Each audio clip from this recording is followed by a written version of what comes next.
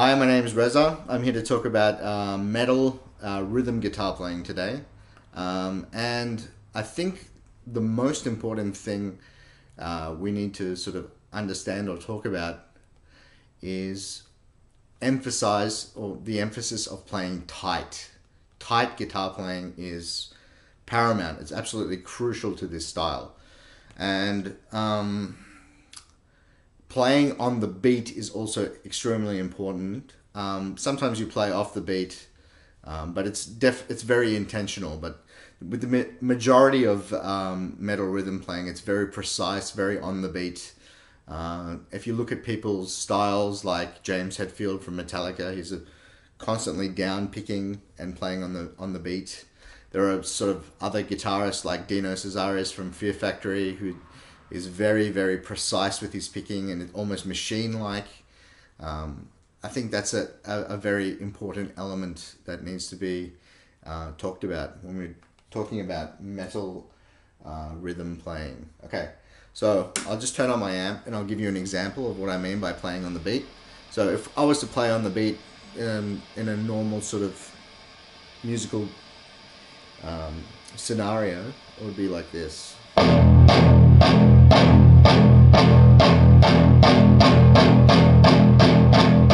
Like that would be quarter notes, and then playing eighth notes would be.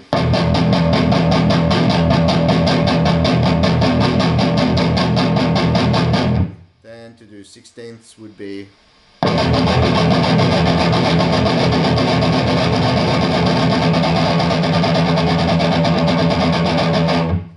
Okay, another couple of important rhythms that are used quite often with metal rhythm playing are the gallop, which is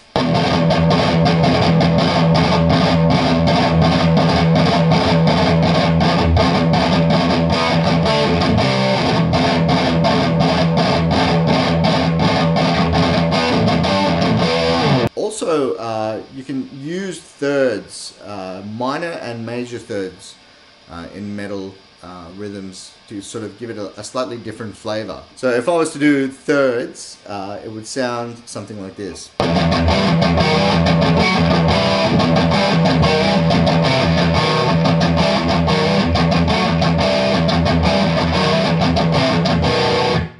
And another thing I haven't talked about is we obviously use a lot of palm muting, but a lot of people don't really know about using your left hand for muting.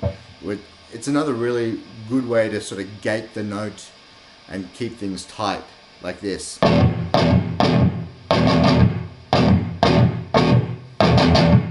See how I'm using the left hand to mute the strings there? Other things, I can teach you a trick actually to try and make your 6 string sound more like a 7 string.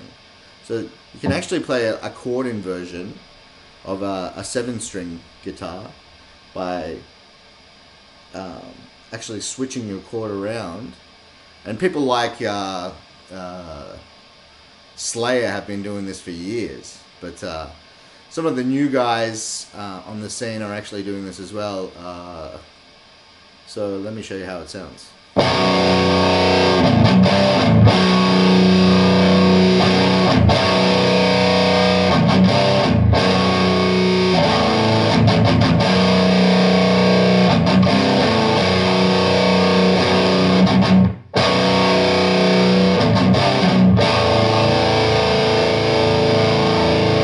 So that chord inversion there, in this case it would be, and so 2, 2 and 4, and that creates a B, a low B, or sort of simulates the low B on the 7 string guitar. So that's a handy thing to know as well.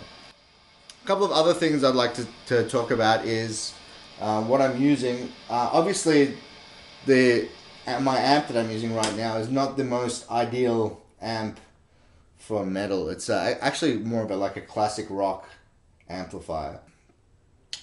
A lot of guys in the early 80s were using these sort of Marshalls, the JMPs. This is actually a Plexi, 50 watt Plexi, 1987X. I'm using Vox Saturator up the top. You can have a look at that. for my source of gain, okay, for my main source of gain. And as you can see, I got the volume cranked right up and the gain not so much to give me more of a boost in front of the amp. And you can use something like a Ibanez Tube Screamer. It would be a good example, a TS9 or TS808, where you crank the volume and you turn the gain down or the drive down. Adjust the tone accordingly to the sort of sound that you want to get. My amp is really sort of brittle and harsh sounding when it gets metal.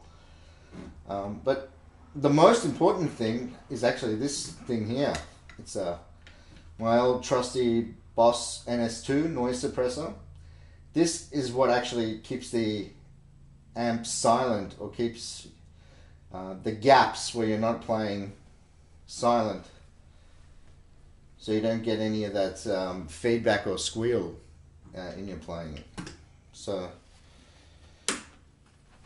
if I was to turn the NS2 off, you get all that noise, but as soon as I turn it on, that noise is gone.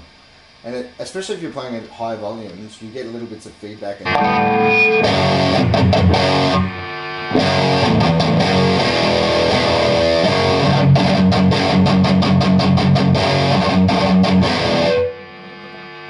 Where if I played it like this with the NS2 on, you notice all that noise floor is gone.